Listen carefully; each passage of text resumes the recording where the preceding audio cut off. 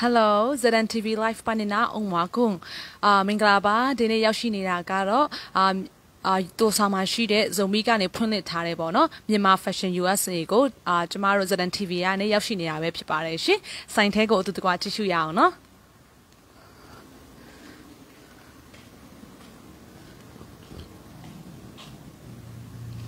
Hello မင်္ဂလာပါ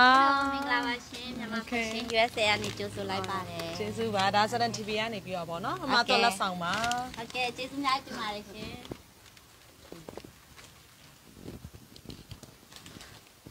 Okay ဒါဆိုလို့ရှင်ပေါ့နော်ဒါကတော့စိုင်းပိုင်ရှင်အမရဲ့ပေါ့နော်အမရဲ့ဇာတိလေးပြောပေးလို့ရမလားရှင်ကျမရဲ့ဇာတိကတော့ထန်းဆန်ပေါ့နော်ထန်းဆန်ပါရန်ကုန်မှာတော့ကြီးလာတယ်ဟုတ်ကဲ့ရှင်အဲ့ဆိုလို့ရှိရင်စိုင်းလေးကိုပေါ့နော်ခဏလောက်တပတ်ကြည့်မယ်နော်အမအဆင်ပြေလားဟုတ်ကဲ့ရှင်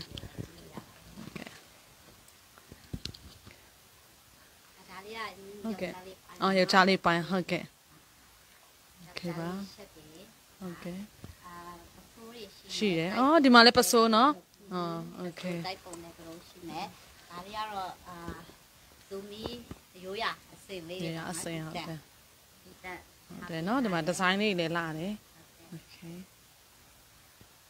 ပြီးတော့ဆွဲကြိုးလည်းရှိတယ်နော်ဆွဲကြိုးရိုးရအစင်ဆွဲကြိုးတွေရှိမယ်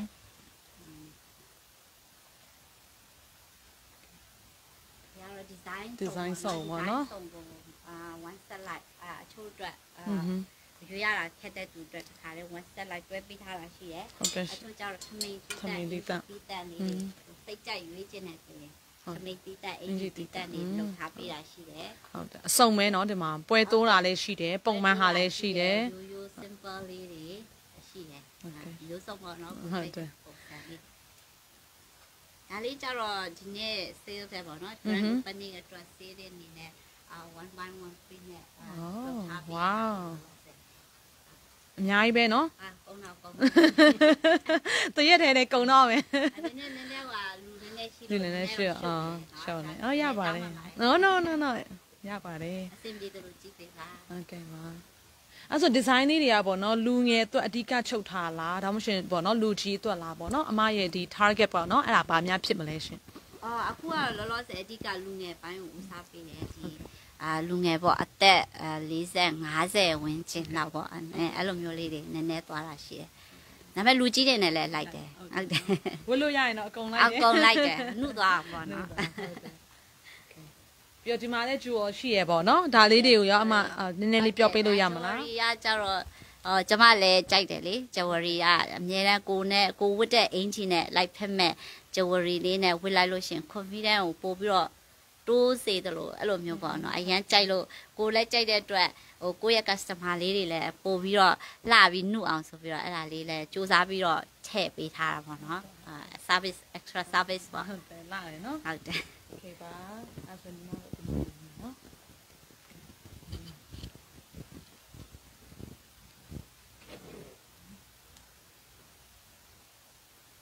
โอเคပါအဲ့ဆိုလို့ရှိမော်နော်ညီမတို့နည်းနည်းလေးမေးချင်နေပေါ့နော်အမအနေနဲ့ပေါ့နော်ဒီလိုမျိုးစီးပွားရေးစတာဘယ်လောက်ကြာပြီလဲပေါ့နော်ဘယ်လိုဖြစ်ပြီးတော့ဒီလိုမျိုး idea နဲ့ပေါ့နော်စတင်ခဲ့လဲဆိုတာပြောပြပေးလို့ရမလားရှင်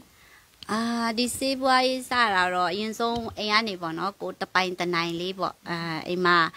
ကလေးထင်းရင်းနဲ့ပါတယ်ပေါ့နော်အဲ့လိုတပိုင်တနိုင်လောက်တာဆိုတော့6နှစ်ထဲပေါ့ဒီဆိုင်ဖွင့်တာနဲ့ဆိုရင်6နှစ်ထဲဝင်ပြီးဒီလိုစားလုပ်တယ်ဆိုတာလေအဓိကတော့ဒီကိုယ့်ရဲ့ကြီးပြင်းလာတဲ့မြန်မာပြည်ပေါ့ကိုယ့်ရဲ့ဇာတိမျိုးအဲ့လိုချစ်တာလည်းပါတယ်အဲ့ဒီအရာလေးကိုလည်းအများနဲ့ချစ်တယ်ပြီးတော့ဒီရိုးရာဝတ်စုံလည်းချစ်တယ်ပြီးတော့တိုင်းသားပေါင်းစုံတွေရဲ့ရိုးရာဝတ်စုံတွေလည်းချစ်တယ်အဲ့ဒါကြောင့်မလို့ထားဒီဘက်ကိုသွားဖို့နည်းနည်းစဉ်းစားမိတယ်ပြီးတော့မိန်းကလေးဆိုတော့ကိုယ်လာကျင်တယ်လေဒါတွေကအဓိကပဲမိန်းကလေးအတွက်ကိုလည်းရန်ကိုလည်းဝတ်ပေါ့အေးပေါ့ဒါပေါ့ကိုလည်းနှုတ်သူများလည်းနှုတ်ပေါ့ကိုလာသူတို့မိန်းကလေးတိုင်းလာစေချင်တယ်အဲ့လိုမျိုးပေါ့โอเคအဲ့ဆိုလို့ရှင်ပေါ့နော်ဒီဆိုင်ဖွင့်ဖို့ကရောပေါ့နော်အမအနေနဲ့ဘလောက်အချိန်ယူခဲ့လဲပေါ့နော် online နေရောင်းလာတာတော့ကြာပြီပေါ့နော်ဒါပေမဲ့ဒီဆိုင်ဖွင့်ဖို့အတွက်ကိုဘယ်လိုမျိုးအချိန်ယူပြီးတော့ပြင်ဆင်ခဲ့လဲဆိုတာလေးပြောပြပေးလို့ရမလားအချိန်ယူပြီးတော့တကူတက်ကအဲ့လိုမျိုးတော့မပြင်ဆင်ဘူးပေါ့ဒါပေမဲ့ဒီလိုဆိုင်ဖြစ်လာဖို့ကတော့အဓိကတော့ အားပေးတဲ့ customer တွေရှိရယ်ကိုရောင်းတဲ့ပစ္စည်းကိုကြိုက်ပြီးတော့ဝယ်တဲ့ customer တွေဒါမှမဟုတ်ကိုတမင်တက်ချစ်ပြီးတော့အဲ့လိုချစ်တဲ့စိတ်နဲ့အားပေးတဲ့ customer တွေကြောင့်ဒီလိုဖြစ်လာတာဆိုတော့လို့အရင်တကူတကလည်းမဟုတ်ဘူးပေါ့နော်အဓိကအားပေးတဲ့ customer တွေရဲ့ကျေးဇူးကြောင့်ပါဟုတ်ကဲ့ဟုတ်ကဲ့ရှင်ပြီးတော့ပေါ့နော်ဒီလိုမျိုးဆိုင်ကတခြားမြို့တွေရောပို့ပေးလားပေါ့နော်အခုကတော့တိုစာဘေးဆိုတော့လေတခြားမြို့နယ်တွေတခြား state တွေရောပို့ပေးလားဆိုတော့လေပြောပြပေးလို့ရမလားဟုတ်ကဲ့ဒါကျမရဲ့အဓိက business ကဒီ US တနိုင်ငံလုံးအချမို့ပို့တာအဓိကအဲ့ဒါပါအဓိကများတော့ဖြင့်ကျမရဲ့ customer တရားမှာ80 80ရာခိုင်နှုန်းကအခြား state ကနေပိုများတယ်ပြီးတော့မြမရိုးရာဝစ်စုံဆိုတော့တိုင်းသားပေါင်းစုံကလည်းကြိုက်ကြတယ်ဆိုတော့လေသူတို့ဒီအဓိက online အဓိကကျမရဲ့ business က online လို့ပြောရင်မမားဘူး online business လို့ပြောရင်မမားဘူးဒီကနေစတယ်လို့ပြောရင်မမားဘူးဟုတ်ကဲ့အဲ့ဆိုလို့ရှင်ပေါ့နော်အမအနေနဲ့ရေမွေးထုတ်ထားတာလေးလည်းရှိရဆိုတော့လေအဲ့ဘက်ကိုရောသွားကြည့်လို့ရမလားရတယ်ဟုတ်ကဲ့နော်ရေမွေးကတော့လောလောဆယ် simple site လေးပေါ့နော်ဟုတ်ကဲ့ရှင် sorry နော်ဟုတ်ရတယ်simple site လေးထုတ်ထားတာရှိရဆန္ဒပြောသလိုကိုရဲ့အမိမြေကိုချစ်တာပေါ့ကိုရဲ့အမိမြေချစ်တဲ့အတွက်အမိမြေရဲ့အနက်အရသာရတယ်ကဲထားလောက်ပြီလားအမိမြေရဲ့အနက်အရသာလေးကိုပေါ့နော်အားလုံးကိုခံစားပြီးတော့အဲ့လိုပြန်ပြီးတော့ကိုရဲ့အမိမြေကိုပြန်တတိယအစီမဲ့အနက်လေးတွေကိုအတိကtargetပြီးတော့လှုပ်ထားတယ်ပထမကတနခါနှံလေးပေါ့နော်တနခါ sorry တနခါကဒါလေးဟုတ်ကဲ့တနခါကဒါလေးပေါ့နော်ဟုတ်ကဲ့ဘူထားမှာတနခါအနှံ့လေးရှိမယ်ကျမတနခါအနှံ့လေးရှိမယ်ပြီးတော့တင်မွေးအနှံ့ပေါ့နော်ညီမပြည်ရဲ့အနှံ့တင်မွေးလူကြိုက်များတဲ့တင်မွေးအနှံ့လေး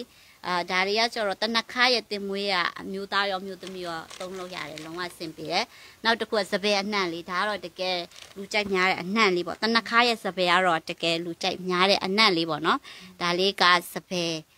ယ်အနှံ့လေးဆိုတော့ကိုယ့်ရဲ့မြမပြည်အနှံ့ကိုလုံးဝတရားမှတရားပြန်ပြီးတော့တတိယစီတယ်ပေါ့အဲ့လိုမျိုးလေး idea လေးကောင်းတယ်နော်အနံ့နေရလေ unique ဖြစ်တယ်ပေါ့လေနော်တခြားနေရာမှာမရတဲ့ရနံ့လေးတွေပေါ့နော်ဒါတကယ်ဗာလဲ simple အနှံ့ပေါ့နော်ဘာမှအရောစပယ်ဆိုရင်လုံးဝအရောလို့မရှိဘူးတကယ်စပယ်အနှံ့တီးတန့်ရတယ်အဲ့လိုရှင်းရှင်းလင်းလင်းရကျင်တော့စပယ်အဲ့တော့ recommend ပေးတယ်ဟုတ်ကဲ့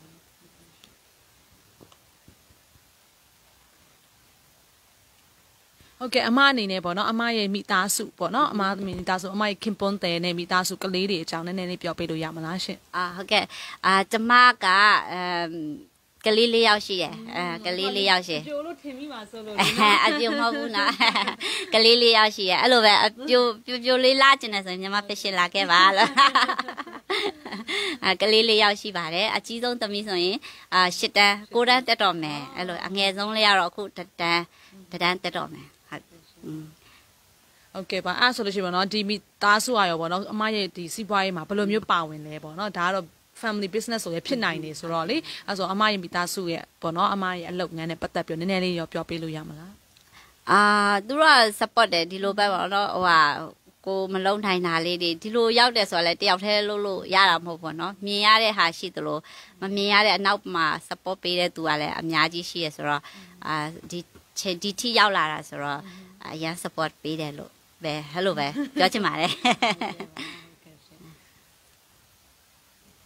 Okay. So အမအနေနဲ့ပေါ့နော်ဒီဆိုင်ကိုလာရောက်ပြီးတော့ဝယ်ယူခြင်းနဲ့ပရိသတ်တွေတက်ပေါ့နော်အမရဲ့ဆိုင်လိပ်စာလေးအကြောင်းလေးရောပြောပြလို့ရမလားဟုတ်ကဲ့ဆိုင်လိပ်စာကတော့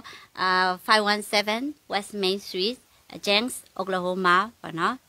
74037မှာလာပြီးတော့ဂလူကိုတိုင်းဖြစ်ဖြစ်လာပြီးတော့ try ပြီးတော့ဝယ်လို့ရတယ်တကယ်လို့ online နေလဲဝယ်ခြင်းလဲ website မှာလဲဝယ်လို့ရတယ်website လည်းရှိရမြန်မာ fashion USA ဆိုပြီးတော့လုံးလိုက်လို့ရှိရင် myanmarfashion.com ပေါ့နော် .shop အဲ့မှာ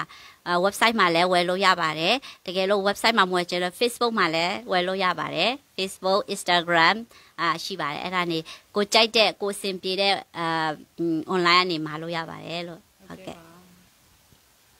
ဟုတ်ကဲ့ပါဒီနေ့ဒီလိုမျိုးအချိန်ပေးတဲ့အတွက်ပေါ့နော်မြန်မာ Fashion USA ကိုအထူးပဲကျေးဇူးတင်ရှိပါတယ်နောက်တစ်ခါပြန်ဆောင်ရအောင်နော်ကျမလည်းကျေးဇူးတင်ပါတယ်